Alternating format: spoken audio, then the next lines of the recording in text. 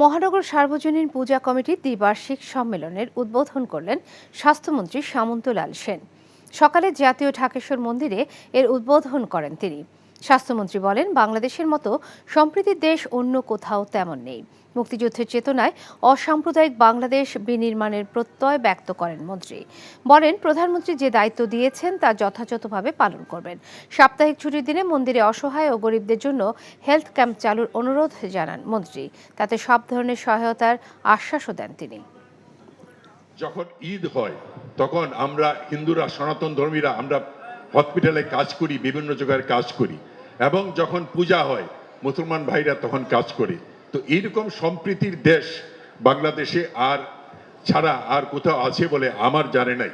আপনারা যদি প্রতি বন্ধের দিন এখানে রুগীর গরিব বিনামূল্যে যারা গরিব শ্রেণীর লোক আছে তাদের ব্যবস্থা করেন, আমি এখানে স্পেশালিস্ট পাঠানোর ব্যবস্থা করব।